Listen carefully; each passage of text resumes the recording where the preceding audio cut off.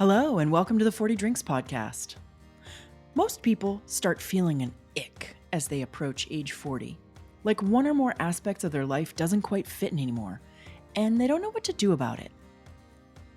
I'm Stephanie McLaughlin, and whoo boy, have I been there and made a mess of that.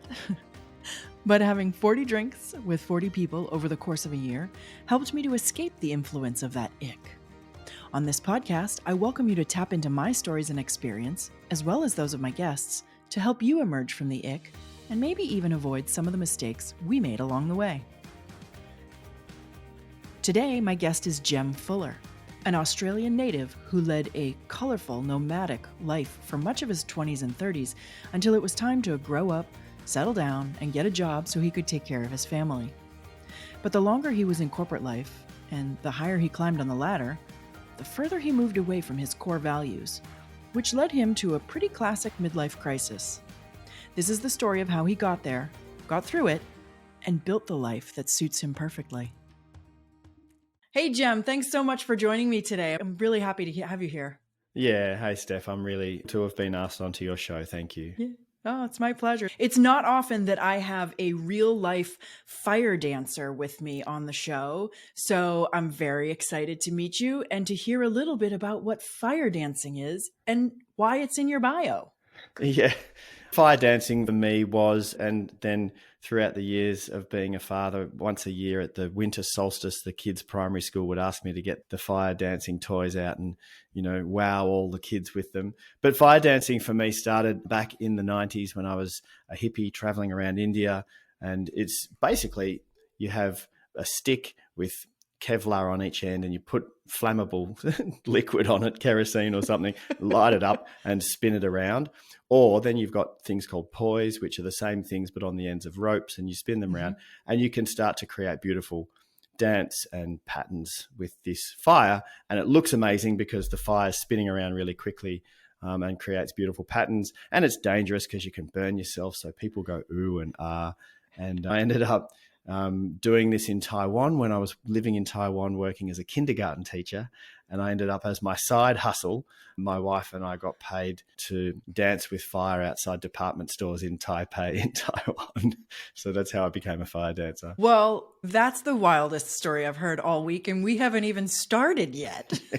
There's plenty of those. This is gonna be fun. I'm so excited. We're off to a great start.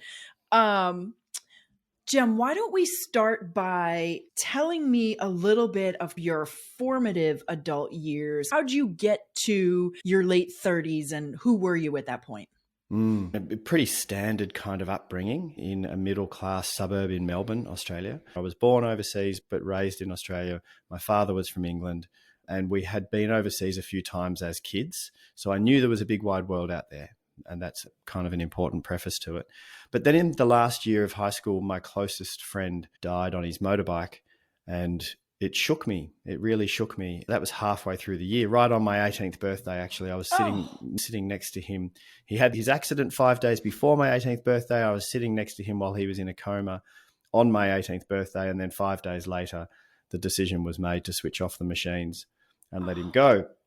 So that was understandably horrible for me at the age of 18. And when I finished high school, I just wanted to get as far away as possible from everything. So I got on a plane and flew to the other side of the world and spent a year or so working and traveling as an 18-year-old, which I think they call a gap year now. My 19-year-old son is about to take off overseas and do the same thing. And now they call it a gap year between now university. It's got a name. Yeah, but back then it was just like running away Slacking. to travel around the world, slacking off. Yeah.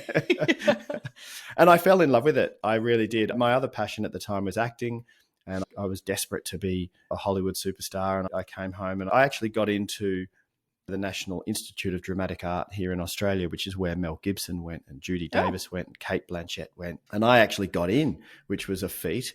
unto itself. And I was 20 and I thought, yeah, I'm going to be a famous actor, convincing myself that it was for the art, but really it was just all ego. Anyway, so I was acting for a while through my early 20s, but I had this calling to keep traveling and to travel to far and wild places. I wanted to really get off the beaten track. And then just through my 20s, the travel overtook the passion for acting, and travel just became my main thing. So all through my 20s and early 30s, I was either living in a strange and wonderful culture somewhere, or I was earning money somewhere else to then keep traveling. So that was the first kind of adult chapters of my life.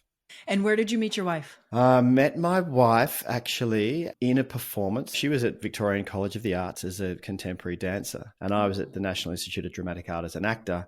And she graduated in the time when I got kicked out. I didn't finish, I got kicked out. And we met in a performance. So we both were cast into a modern contemporary dance performance. So that's how we met. And that was way before we fell in love. I kept traveling and then came back. And then in my late 20s, we fell in love and got married and kept traveling. I said, if you want to be with me, that's great, but I'm not done traveling around the world. So we had a 2.5-year working honeymoon. That's when we were living in Taiwan, teaching kindergarten kids and twirling fire together. Then we came home, got married, had kids, and had to settle down and find a way to support them. And what did that look like? I didn't know what to do. I was in my early 30s. I was now a fresh father. We had a baby, and I had no career. I had no qualifications. I had no work history. I'd been bumming around the world.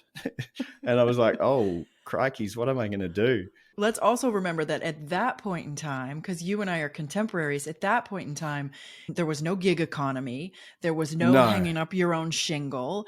There was no just becoming an influencer. At that point in time, you really had been slacking off for a bunch of years. Yeah. And it was still the period in time where you needed a career, you needed a job, you needed somebody to think you were credible and skilled. And so that must have been a heck of a transition. Yeah, it was. And I have always been, apart from this chapter that I'm about to talk about, I have always been very alternative. So even to the point of being anti-establishment for a while there, I was full punk, living in squats in London. And then when I was traveling around Asia for many years on my own, barefoot, dreadlocked, smoking weed and sitting around the fire playing my guitar, So that's the foundation. I'm very alternative. And so when I got a job, I didn't know what to do. And I got a job with a travel company because I'd been traveling so much. So I learned how to be a travel consultant and book other people on their trips. And I had to wear a suit and tie. And my family and friends were looking at me going, what are you doing?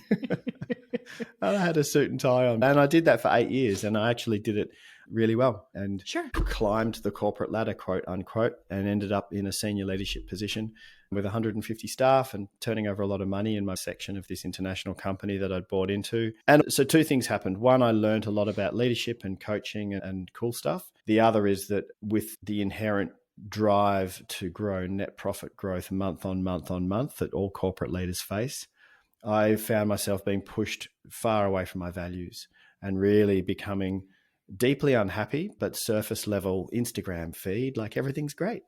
I've got a beautiful wife and we've got 2 boys and we built our house down by the beach, but inside really increasingly more and more unhappy, which led to the midlife crisis.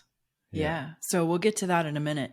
But before we get to the midlife crisis and before the midlife crisis hit you, you turned 40. I did turn 40. You did. And I'm a little jealous I wasn't invited. And I don't even know the details yet, but let's hear a little bit about your 40th birthday. Yeah. Let me start by saying that when I was turning 50, I had a lot of people saying, you have got to do your 40th all over again. And then I booked it. We had booked to have a festival for my 50th. We were going to have a big, massive festival. And COVID got in the way. 2 years in a row, COVID got in the way. So then I got over it and went, nah, not happening. But the 40th, a bit of context, I come from a social group where we organise events at festivals as well. And I don't know if any of you or your listeners have heard of Burning Man, but a lot of my crew go to Burning Man Festival and set up there, do stuff there. And we do similar sort of stuff here in Australia. And so we love putting on festivals and parties and, we've got all the gear and that kind of thing. So for my 40th, one of my friends who's heavily involved in that scene said, let's do it. Let's create an event. But it was in the city. We had a city party. So we hired out a nightclub and we promised the nightclub owner, it was multi-leveled, we promised the nightclub owner that we'd bring enough people that it'd be worth their while to just let us have the place, and they'll make so much money over the bar that it'll be worth their while. And so then, I don't know how it happened, but it went viral. My friend probably had something to do with that, but it went viral. And we ended up having about, I'm guessing, 350 to 450 people come to my party. And I only knew about 100 of them, maybe 200 of them. But it was a great night. The crazy thing was that before the night really got even underway, everyone was getting excited and people were turning up and coming up and wanting to wish me happy birthday and give me a gift, and were giving me all sorts of illicit substances to help flavor the mood. So by the time the party kind of got underway, I was flying, to be honest. It's quite funny.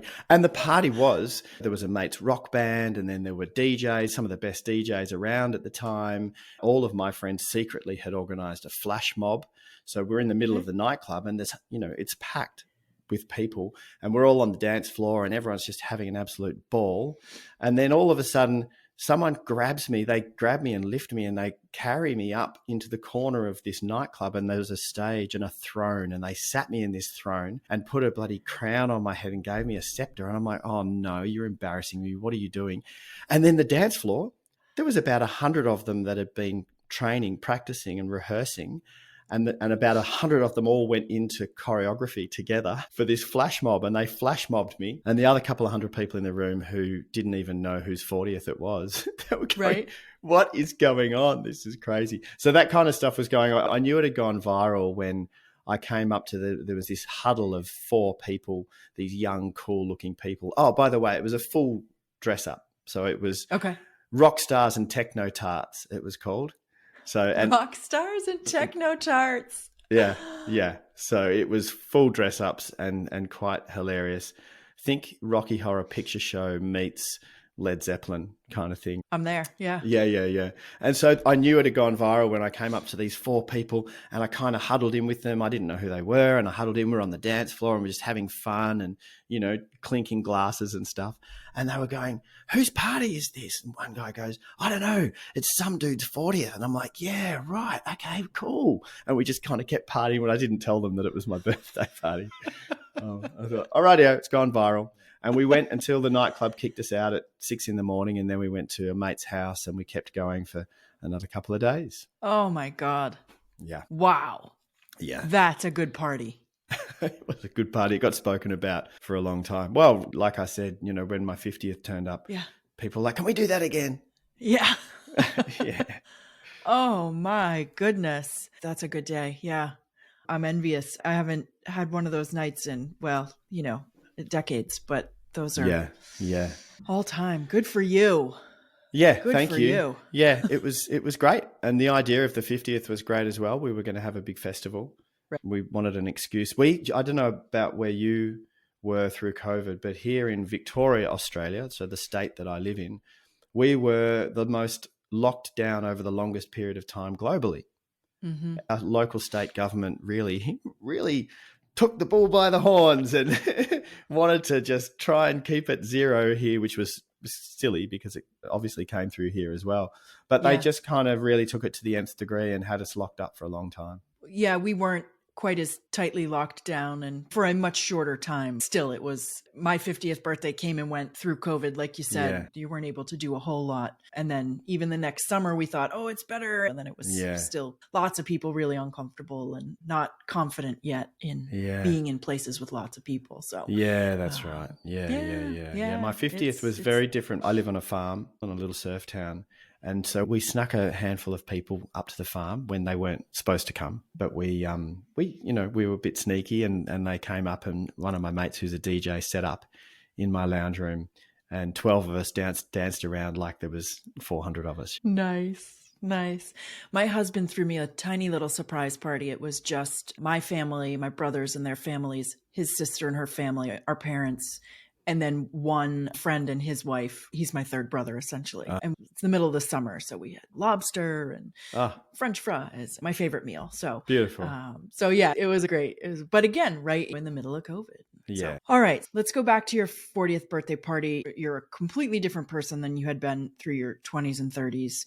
You're a corporate man, you're a husband, you're a dad, and you have this great 40th birthday. And then for the next couple of years, things start shifting for you. Let's talk a little bit about that. As I look back and reflect, it was obviously building up. It's not like everything went from being peachy and rosy one day and then overnight everything had fallen apart. There were factors of it that were building up. And one primary factor, to be honest, that had been building up since I was probably about 6 years old was this subconscious belief that I wasn't good enough. Subconscious. You know, if you asked me up front, are you good enough? I want to go, yeah, I'm great. I'm good. I've got what I need, blah, blah, blah. But there was a limiting belief in the background that I'm not enough. And that plays out in interesting ways. We are interesting cats, us humans. We're very complex. Anyway, so that was in the background, but leading up to it. So when was that? When did we turn 40? It would have been 2011. Yeah. So the year before, my father had had a brain tumor and was dying. And I'm the eldest of 4 kids. We were all living around the world. So our youngest brother was living in Vancouver and my sister was living somewhere in Asia working and my other brother was in Europe and I was in Australia. And when Dad was dying, we all decided to come home and nurse him through palliative care at home and be there for Mum. My youngest brother and his wife moved home from Canada and said to my mum, we're going to come and live with you after Dad dies so that we can look after you. So Dad died in the December and then 3 months later or 4 months later, my youngest brother died on his motorbike in a head-on collision. So that's my best friend when I was 18 and then my youngest brother when I was 39 died on his motorbike. So it was a really, really massive blow to the family. It was the most horrible experience I've ever been through. And look, I know we all are going to experience losing loved ones. It's a part of life. I get that. But when you lose a parent, it kind of makes sense. They're the generation above. And even though my dad was only 67 when he died of his brain tumor, he was still my dad. So it kind of, it made sense. Yeah. It's the natural order of things. Right. That your parents go before you. Yes. Right. Yes. So you kind of go, okay, but then out of the blue, and we knew it was coming. We had a year to prepare for it. Right. We were all sitting bedside and it was actually quite a beautiful passing. But then to get the phone call saying your brother died tonight on his motorbike instantly was shocking, really shocking. So that had happened. And you're navigating that kind of grief and to the best way anyone knows how. And then the 40th, but also building up in this, my marriage had been very, very secretly unhappy. There'd been my own anxieties. I had put all of my own anxieties into one very vulnerable place of my life, which was in sexual intimacy. And my anxiety started to play out there to the point where in the later years of my marriage, I was sexually dysfunctional. Which is something people don't want to talk about, but I'm happy to talk about because I think we should talk about these things. But it was a very secret and shameful torture. And I was so embarrassed I didn't tell anyone. Obviously, my wife knew, but she didn't know how to deal with it. And she didn't know how to help me. And I didn't know how to help myself. And that was building up to being the end of our marriage, that part. And it all kind of accumulated at the same time. So the marriage was falling apart. I lost my job, which meant I wasn't earning the great money I was earning, and the house that we just built I couldn't afford anymore, so I had to lose the house. And in the separation, I gave all of my belongings to my then wife, saying, I don't want to fight over stuff, so you can have it all. So there I was, early 40s, and we went straight into week on, week off with the kids. We had a bunch of debt. After we sold the house, we had a bunch of debt, and I took all the debt. I didn't want her to be burdened with the debt, so I gave her the stuff. I took the debt. And I said, look, the last thing I want to do is fight over anything. Can we just go 50-50 with the kids? And we did amicably. We went 50-50. We're still friends to this day, by the way, because we've been doing shared care week on, week off for the last, 9 or 10 years. And so, I left. There I was with my 2 boys and we found this rental property in our little town where we live. And I moved into the rental property and I had my guitar and my surfboard and I had the boys and their surfboards. And we moved into this house and looked around this empty house and went, oh, whoops, we've got nothing. Like crockery. I didn't realize how much stuff goes into a house functioning until I moved into this empty shell of a house with nothing. Right. No crockery, no cutlery, no beds, no linen, no washing machine, no microwave, no TV, no couches, no nothing. Right. And I was like, Right. oh, boys, we're camping on the floor until I sort this out. We have down here, it's called Surf Coast Free Stuff. It's a Facebook group. Yep. And essentially the group was set up so that people can recycle stuff they don't want and just say, hey, I'm getting rid of this TV. Does anyone want it for free? So there's no money that changes hands on this site. But primarily the site is for people to give away stuff. Yep. And I just went on there and reverse engineered it. I just went on and said, hi, help, single dad, starting all over again. I've got nothing. I need absolutely anything that you've got that you don't need. I need it. And so we drove around with a trailer for a few days and completely filled this house. It was beautifully hodgepodge, like mismatching bowls and plates and mismatching linen and everything mismatching, but all for free and all secondhand. Yeah. Yeah. One of the things you said to me was, you don't realize what losing everything means until you walk into that apartment with your guitar and your surfboards and go, uh-oh. Yeah. Wow, we actually don't have anything, Well, I mean, we had each other, which was amazing. The part of it that I didn't mention was just prior to losing my job, when I was still employed in a senior leadership position, my boss, the state manager, had engaged an external coach to come in and run a weekend of leadership development. So there was 6 of us senior leaders in a hotel for a weekend with this coach doing stuff. And I was blown away by what he was doing. I just absolutely loved it. It was my first proper introduction to behavioral profiling and NLP. He was a human behavior expert. And I was just blown away by it. He was like a magician. Within half a day, he understood us better than we understood ourselves. And I just found it fascinating because I've always been fascinated in humans and human behavior and culture and all of this stuff. And I said to him on the second day on the lunch break, I'm like, mate, I love what you do. What do you do for a job? And he said, I do this. And I was like, oh, wow, I'd love to do this. But that was at the time when I was still building the house, just finishing building the house. And I said, look, I'm pretty financially committed. Do you mind if I ask how much money you earn? And he told me, and my jaw dropped, visibly just went, what? You earn that much money? I was like, half of that is fine for me, thank you. So I went home. I was still married at the time, and I went home to my wife and said, about a year from now, I'm going to leave this company and I'm going to go and start my own coaching practice. And she went, oh, okay, whatever. Can you just not do it right now because we're financially committed? And I said, no, in about a year. So the universe heard me. The universe's idea on time is very different to ours. Yes, the universe heard you and it chuckled. Yeah, chuckled. And said, oh, that's cute, Jem. That's cute. Yeah. Are you on out? How about now? 2 months later, I got unceremoniously turfed. Yes, unfairly dismissed from the company that I was at. And everyone said to me, just go and get another leadership job. Just go and get another corporate job. And I said, nope, I'm taking this as a sign. So I took the small handshake that I got from the company and I spent it, invested in studying coaching and human behavioral profiling and all the stuff, became a qualified coach and started my coaching practice and was in the deep end, really in the deep end. And, it's funny because young coaches come to me now and say, Jem, how have you become so successful as a coach? And can you give me some advice and yada, yada. And then I'm recounting the story and they were like, oh, wow, you're fully committed. I sold my house so that I could stay on this journey. The reason I had to sell my house is because I wasn't earning enough money as a coach at the start and I was getting more and more into debt. And the only way forward was to sell the house. And they went, wow, you sold your house just so that you could be on this path? And I'm like, yep. Yeah. You knew you were committed because it felt so good. You knew it was right. I knew it was the right path to go on. I had to back myself and I'm so glad I did. My life now is ridiculously wonderful.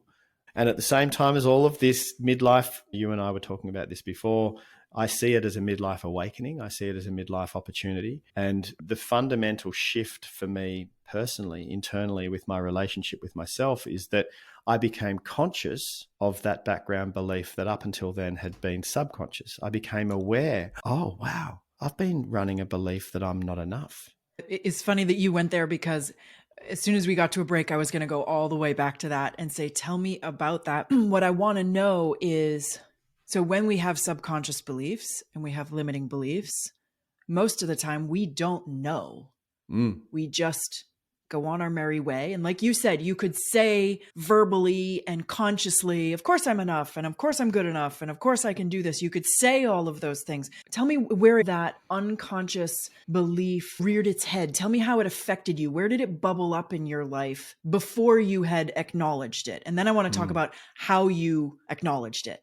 Yeah. So the most painful place And at the time, the most shameful and embarrassing place that it reared its head was in my sexual anxiety, which got culminated in me having anxiety attacks and breaking into sweats and not being able to function. But it also showed up in many other areas of my life. For example, if I was starting to become really successful at something like my career, I'd sabotage it. And I didn't know why I was sabotaging it, but I was sabotaging it because deep down I believed I didn't deserve it. And we will create evidence in our life to match our beliefs, and we will distort the evidence from around us to match our beliefs. So if you, for example, if you have a belief, life is tough, you will experience a tough life. Your perception of life will be tough because you believe it to be so. If you believe that people are generally lovely, like that's one of my beliefs. I don't even know if that's true. I've only met 0.00001% of the Earth's population. How do I know if everyone's lovely? I don't. But because I believe that people are generally lovely, I just keep meeting lovely people. Right. I walk down the street and smile and people smile back at me. So our beliefs really do play into our version of whatever reality is. Our perception of reality is very much flavored by our beliefs. And if something's out of alignment with our belief, we will distort whatever we need to do to match our belief.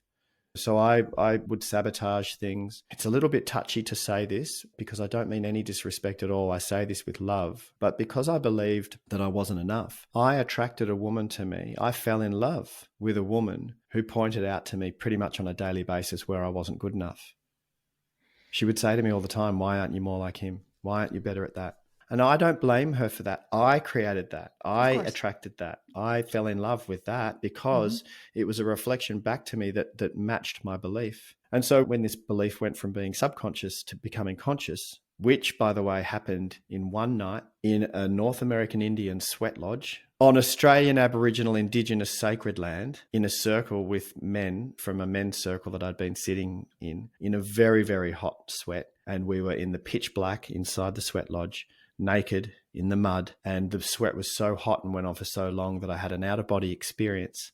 And I became my 5-year-old self. And I was flying around in the cosmos, laughing and happy and joyful. And it was that night that I realized, and I came home and had this crazy dream about a serpent. I don't know if we've got time to talk about it, but essentially we do. Yes. Hi, we'll get back to that story in just a moment. This is where I usually interrupt to ask you to look down at your phone and either rate or share the podcast, and I would still love for you to do that. But today I want to tell you about a 2-page guide I created that will help you diagnose whether you or someone you love is suffering from the ick. It's not always so clear-cut, so this guide outlines the symptoms and red flags associated with the ick. You can download it from my website, 40drinks.com/ick. Spell out the word 40, so that's 40drinks.com/ICK. All right, back to Jem, who's going to tell us the story of that sweat lodge. So you want to hear the story of the sweat lodge? I want to hear the story, Jem. This is the good stuff. Okay.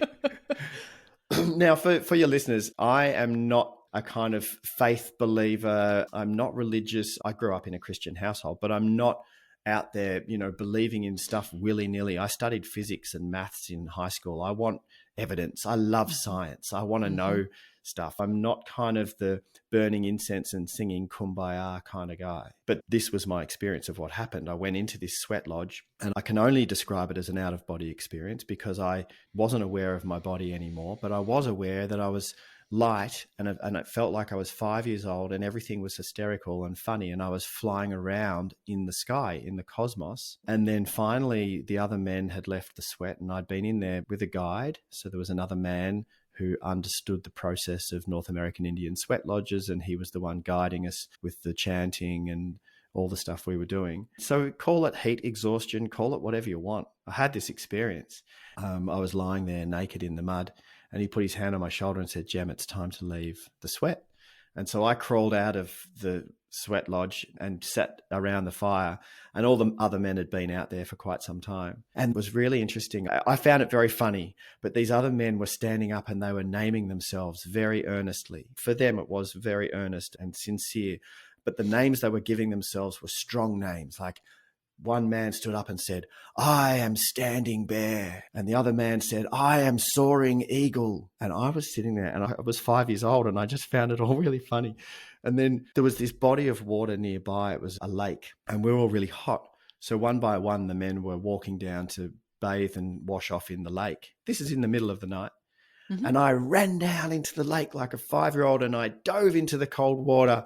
Then I jumped up out of the water and my naming just kind of came out. I hadn't planned it. And I just jumped up out of the water and said, I am naked wet boy.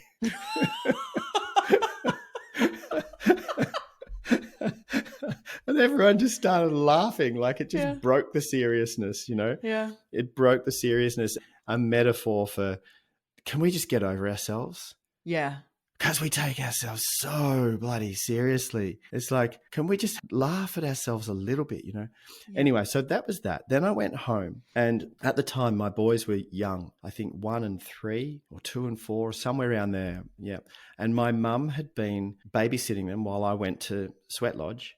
And then I came home and mum left and I went to sleep, and I was having this amazing dream, completely lucid, completely vivid. And there was this serpent that was living in the core of me, like this big serpent. And in the dream, I had to try and get the serpent out of me.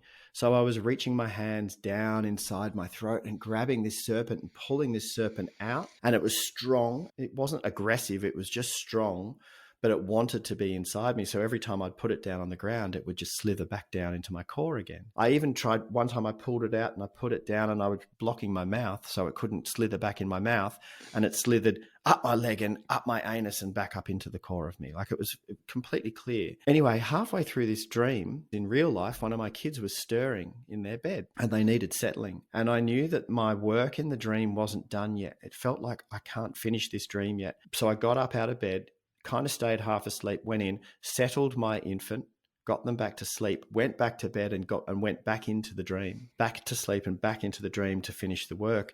And eventually there was a group of faceless men around me, like brothers, who had to help. I needed help. I couldn't do it on my own. And that was an important part of the dream. I needed the help of community. And these men helped me get this serpent out, and we found a way to keep it out. It was a bit technical. And anyway, in the morning, when I woke up, straight away I knew what the dream was and what the serpent was. This is the moment when the belief went from being subconscious to conscious. And I sat bolt upright in my bed and I went, oh, that serpent was the belief that I'm not enough, that I'm not good enough. And it's been living in my core most of my life. I was like, wow. And it's time to be gone of that belief. And I'm going to need some help, and it's not going to be easy, but I need to change that belief. And then these books, you know how books just show up in your life randomly. Someone goes, oh, read this book. And then another book comes and another book comes.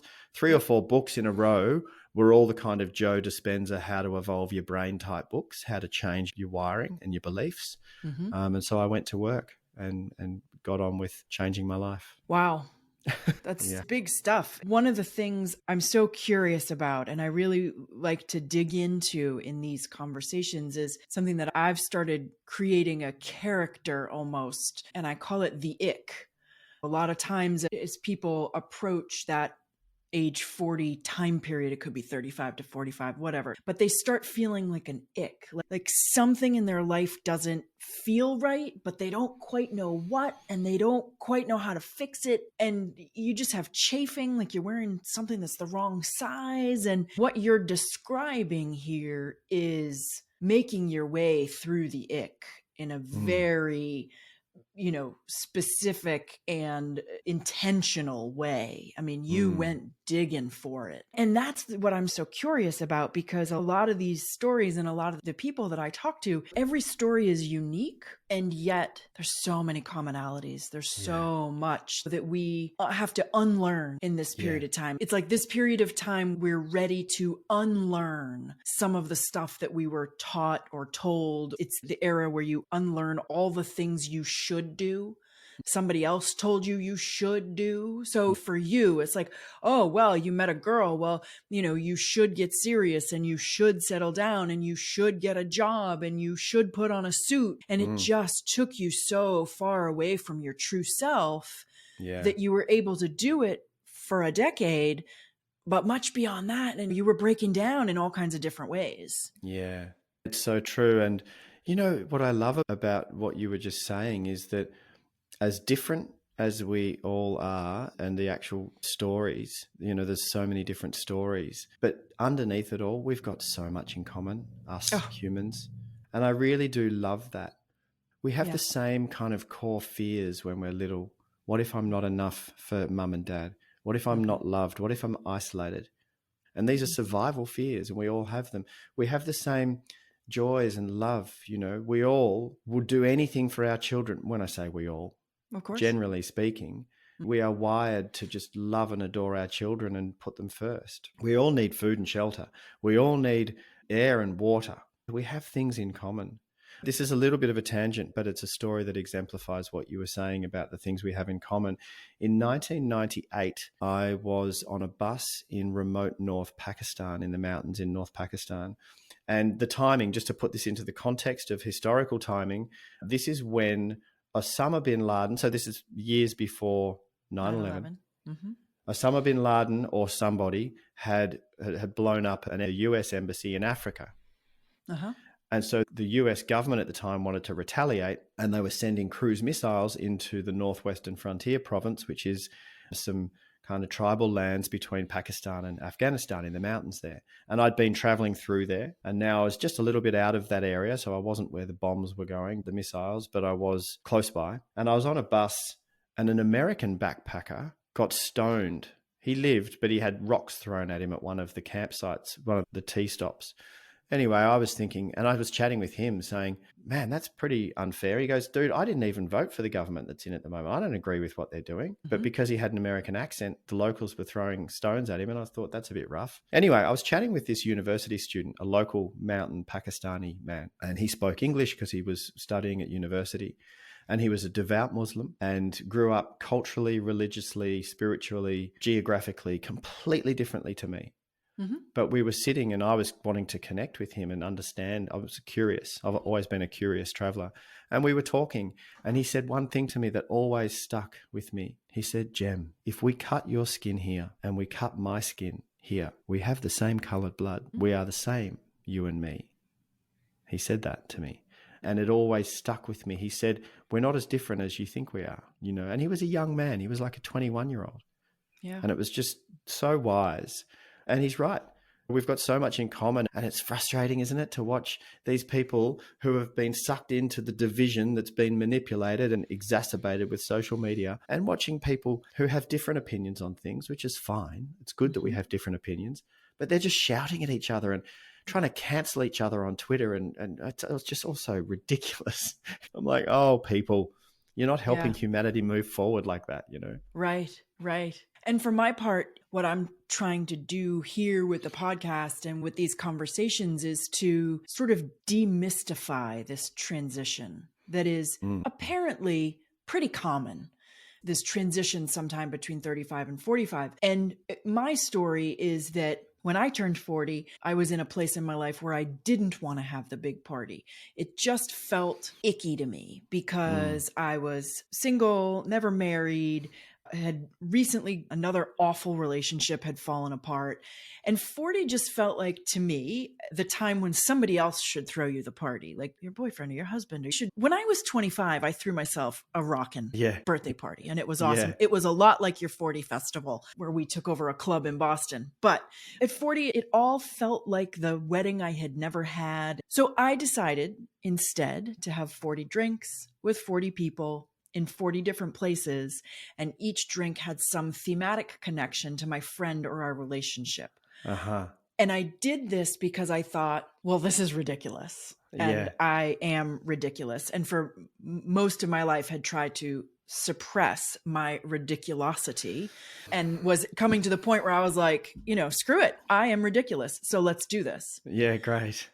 So I went about this, and the whole project took me 13 months. And what happened was it changed me, and my life was completely different at the end of the 40 drinks than it was at the beginning. Right. And so that transition to me was a surprise. It took me unawares. And upon reflection and after the whole thing, it's like, well, that was crazy that happened that way. And then, oh, well, actually these kinds of transitions happen to all kinds of people, and maybe even many or most people. And yet it's not something that we know about except for the shorthand of the midlife crisis, which most people say tongue in cheek and sort of goofily, but there's something here that we go through. And so my quest really is in talking to people and digging through these transitions. Again, that piece where every story is unique, but a lot of the transitions are real similar. A few episodes ago, I talked to a man, Martin, who had a childhood trauma. He was 10 and his brother was 5, and his brother got hit by a school bus and died 5 days later. And so he realized, and not until he was an adult and much, much later, he realized that in that moment, he became a people pleaser. He could never let his parents be as unhappy or as sad as they were when they lost his brother. And so it was his job to make sure they were happy, right? So that's the same kind of thing that gets stuck somewhere in our lizard brain, just like your I'm not good enough got stuck. And it was probably something, again, you were probably 6 because, if you saw yourself at 5 and you I were was having so 6, much yeah. fun.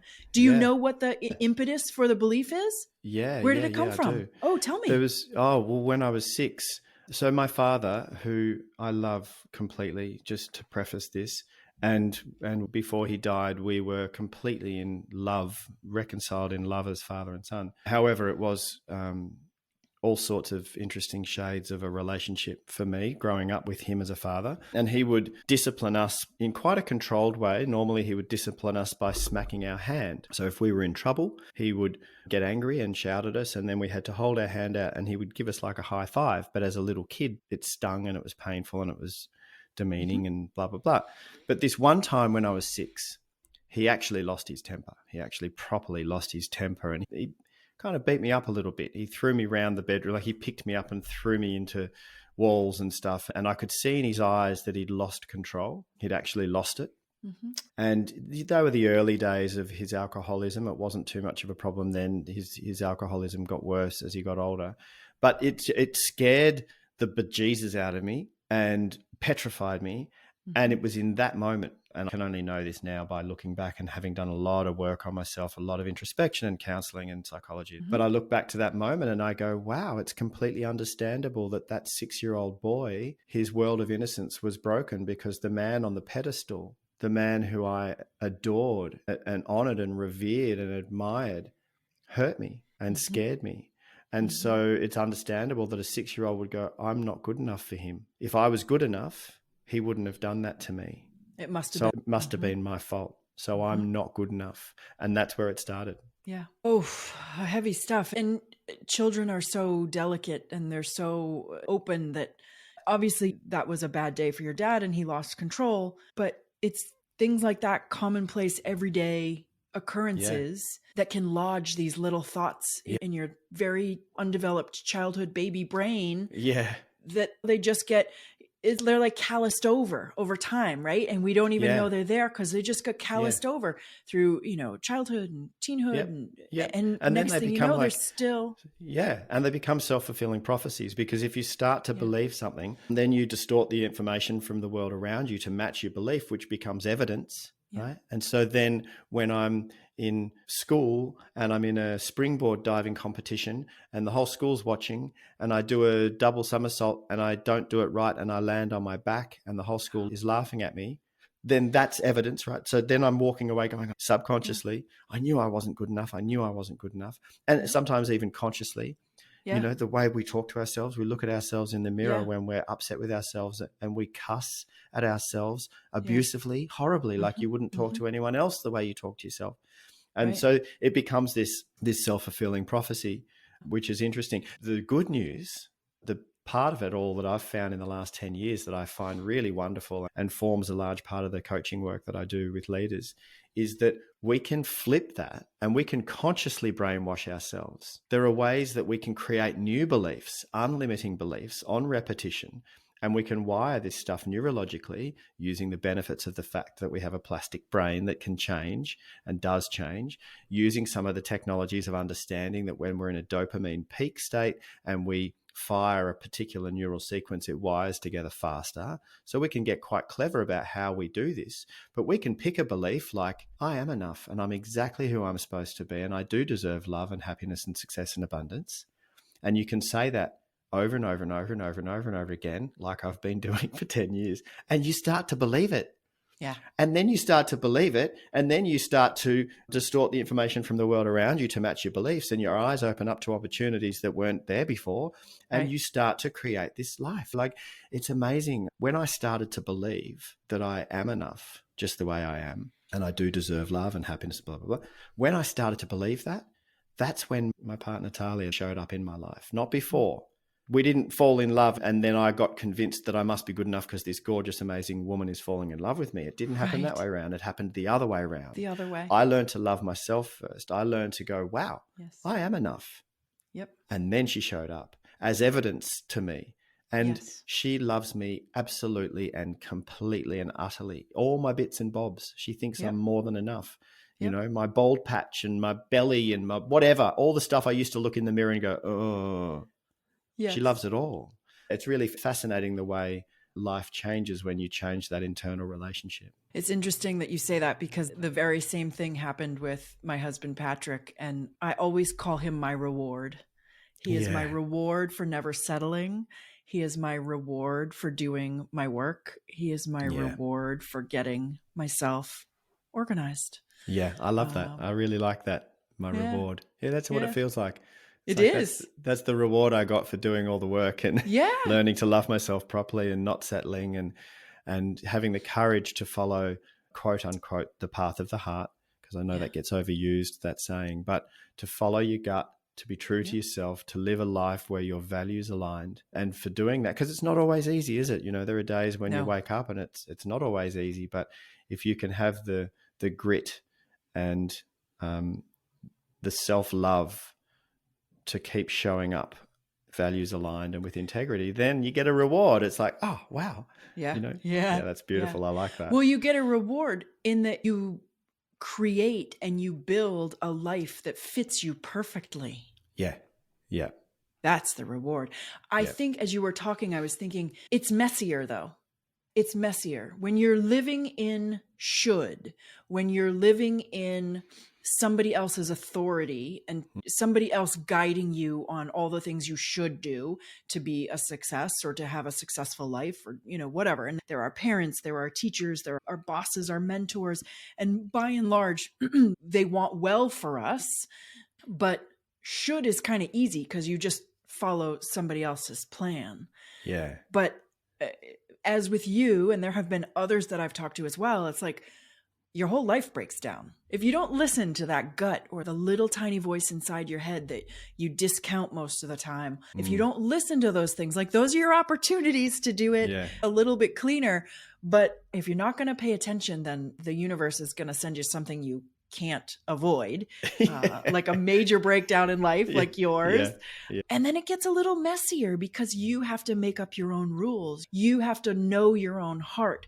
You have to find your intuition. You have to find your gut and hone it and learn it and tune into it. And so it's not as easy as, well, geez, you've got a girlfriend, you got a wife, you should buy the house so you can have the kids, right? That's all pretty like robotic and easy. This is not as easy, but it's way more fulfilling. Way more fulfilling. And you're right, it's messy. There's no prescription. There's no one telling you do this, then do this, then do this. And you've got to make a lot of mistakes. And there's no one to blame when you make a mistake. You can't turn around and say, you told me to go and get that job. No. You're owning your stuff, you know? Right. And you're right, though. It is way more fulfilling. For me, life just keeps getting easier. Yeah. Just keeps getting easier. Now, that's not to say that there's not painful events that happen. You know, people it's not that to you say love, that you don't work hard. Oh, yeah. No, absolutely. Right? It's not to say that I don't work hard. I mean, in terms of my relationship with life, in terms of my perspective, it just keeps getting easier. Yeah. You know, and I think that's great. I think that's exciting. That's wonderful. Yesterday, actually, a mate of mine and we run this day for year 8 students. So they're 13 to 14-year-old kids. And we run a day on mindfulness. What is mindfulness and how can they put it into their lives and how it can help them? Anyway, we were running this day and we were catching up, me and my mate, haven't seen him for a while. And we were talking about how life gets easier. And he goes, what do you mean by that? What does it look like? And I said, well, just everything from doing the stuff you don't want to do to the big stuff when there's pain, you know, like something happens and it's painful, or the love stuff or the relationship stuff or the work stuff, everything is getting easier. Mm-hmm. And he said, how? How's it getting easier? And I said, I think it's because of the habitual practices that have become daily for me, like meditation, Mm-hmm. affirmation, perspective, introspection, contemplation, the cold shower at the end, the exercise, the moderation, just all the little 1%ers. It's not like there's just one thing that all of a sudden makes Right. everything easier. It's Right. each day, the little 1% healthy habits. For example, one of my healthy habits that I've created, I call them pause moments. And it's very literally throughout the day, it's become habitual for me to I'll finish something and I'm about to do something else and I'll pause, take a breath. Just notice what I can notice, notice my heart rate, notice my breathing, notice what I can see or hear. Just notice 3 to 5 seconds and then carry on. Mm-hmm. Small, tiny, simple. People go, that can't change your life. And he's like, well, it's one of those little 1%ers that with consistency over time actually does, Well, because I love that one because it brings you into the present. It brings you into the present moment. It brings you into your body. I think I said this in a recent episode, but my husband was anxiety about work. It was something, and he was projecting, and he was, oh, what if this and what if that? And the advice I gave him at that moment, and it was just sort of divine. It kind of came out of my mouth, but he said it was the best advice. I said, just stay in your shoes. Yeah. Just stay right here where your shoes are. Yeah. I love that, your pause moment, because I don't do it the same way you do, but there are bits and pieces of the being present and not having your brain thrown about into the future or the potential future or the past or coming here and being here for a minute before you dive into the next thing. It is magical. Ah, it is. It is. Because, most of, I want to say all of our suffering is in our thinking, the way we're thinking about something, and it's usually in the past or the future. When we drop into this present moment right here, right now, and we just become completely present, it's like, oh, everything's actually all right in this moment right now. Right. Mostly. Sometimes you might be experiencing pain. I don't know, my back's twinged and I've got back pain right now. But even still, when you can become completely present to that pain, the suffering dissipates. Pain is a sensation, but the suffering is in the way we think about things. And quite often the suffering is in the gap between our expectation and reality. Yes. That's where we're doing the suffering. So those little pause moments for me are a little recalibration back to reality. Mm-hmm. Just going, oh, everything is what it is right now. I'm not going to argue with that. And now what am I going to do moving forwards, Yeah. Interesting how simple it is and yet how profound. I love that you said your friends or people you're talking to, how could it be? Sorry, it actually is profound, Yeah. Try it for just a little while and see what happens. Yeah. I got the idea from this amazing keynote speaker at a conference that I was at in 2014. I was at the Global Mindful Leader Forum. And this keynote speaker was a meditation teacher from the States. And he was short of stature, but just emanated this big, beautiful Dalai Lama type presence when he came onto the stage. And the whole auditorium went completely silent. And he was projected up on this big screen behind him, and you could hear a pin drop, thousands of people just silent. And he did his keynote. And two of the things that he said that landed, and it was just the right time for me to hear him say these things because I actually took them and implemented them into my life. So often we hear an inspirational keynote speaker and we go, yeah, I'm going to go do that. And we don't go do that. Yeah. But this time it was the right time for me to hear. And he said, two things he said. One was know the work. He was talking about meditation. Know the work, but do the work. Mm-hmm. And that really, I felt called out in that moment because I'd kind of tinkered with meditation for years, traveling around the world and sitting as a bit of a hippie in India and blah, blah, blah. I'd kind of played around with it, but I didn't have a consistent practice. Mm-hmm. And from that day on, I started my consistent practice. But the second thing that he said was just two words. He said, pause often, pause often. And I thought, what does he mean by that? I thought, I'm just going to take that literally. I'm just going to literally create a habit. And I did it through habit association. So I had a little sticky note on the coffee machine. I had a little sticky note on my laptop, a little sticky note next to the toothbrush, just saying pause. Mhm. And then after a while, the habits link and you don't need the sticky note, right? Right. And so I started doing that in 2014. And yeah, it's the most simple things are quite often the most profound, huh? Truth. That is the Mm, truth. mm. Jem, I have a sense that you and I could probably go down many rabbit holes and talk for hours on end, but I think maybe this is an interesting spot for us to stop today. What do you think? That feels right. I agree. I Yeah. agree. Before we go, last question. Someone who found themselves in a similar position to you when you were 41 or 42, they were in a relationship that wasn't working, they were not feeling great about themselves, life wasn't feeling like it fit. What advice would you give to someone in that position? You're only halfway. The second half of your life is in front of you, and you have the opportunity in front of you to live your best life. So have the courage to do what you feel is the right thing to do. And yeah, go. Perfect. Thanks for joining me today, Jem. Oh, thanks so much for having me on, Steph. Thanks so much for listening today. I absolutely loved this conversation. I am so in agreement with much of what Jem was talking about in the second half of our conversation. I love his idea of brainwashing yourself into more positive, productive beliefs. Repeat after me. I am enough, and I am exactly who I am supposed to be, and I do deserve love and happiness and success and abundance. Now you can do like Jem did and put sticky notes around the house and at work to remind you. For me, I have a little mantra that I say when I see a certain time on the clock. I always tend to see ones, 1:11, 11:11, both the morning and the evening. For some reason, I see those specific times quite often. And if you're into all the woo stuff, you'll have heard that when you see the same time on the clock or the same number patterns or any kind of pattern really, that it's a message from the angels. And so in the past, I looked up what ones meant from an angel message standpoint. And I found out that it's something like, the angels are listening, so be sure you're thinking the thoughts that you want them to manifest. Meaning, make sure you're thinking positive, productive thoughts. That's how I interpreted it. I kind of interpreted it as like the moment before a camera flash goes off. Now, if I know somebody's taking a picture, I will always compose myself and smile. I've always done that since I was a little kid.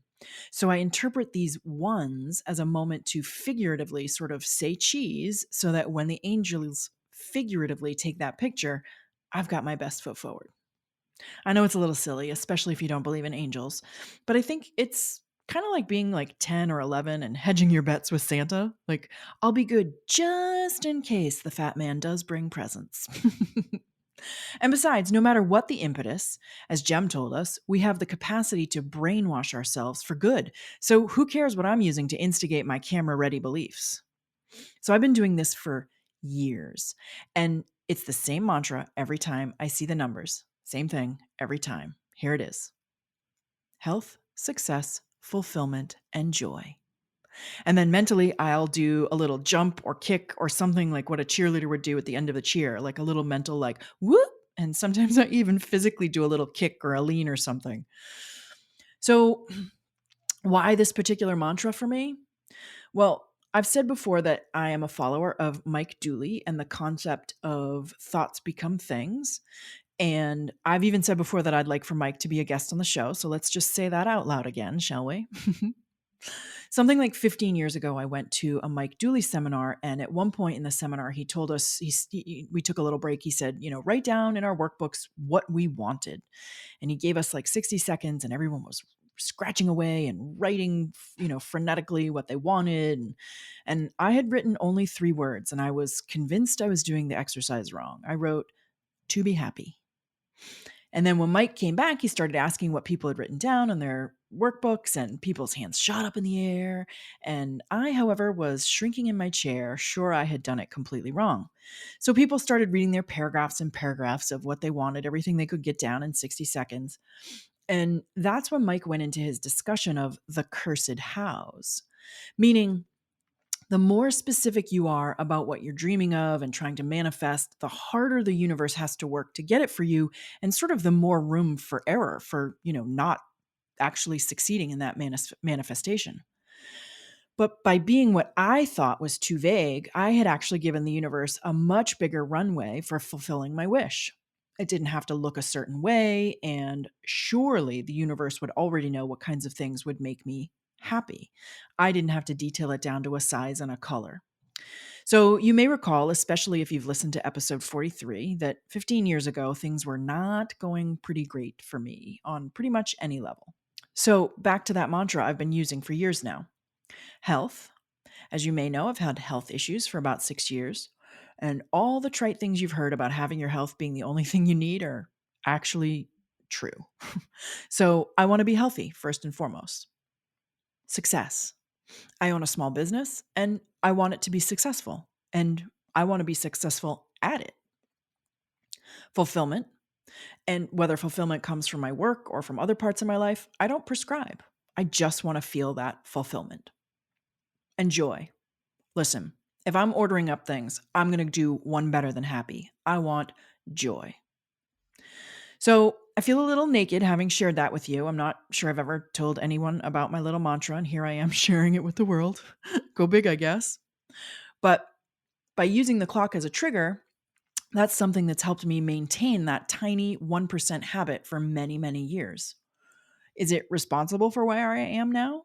I wouldn't say that on its own it is, but it surely has contributed to a positive outlook and to keeping my goals in mind consistently. So, what time or number patterns do you see out in the world? And how could you use them as a trigger for adding positivity into your life? How could you use them to brainwash yourself? Drop me an email or comment on social. I want to hear it. All right, do you remember Wise from season 1? Well, next week you're going to meet his nephew, Anthony J. Gonzalez. We had a lot to talk about, so you might need to pack a lunch next week, but I think you're going to enjoy meeting him. I'll see you then. The 40 Drinks podcast is produced and presented by Savoir Faire Marketing Communications.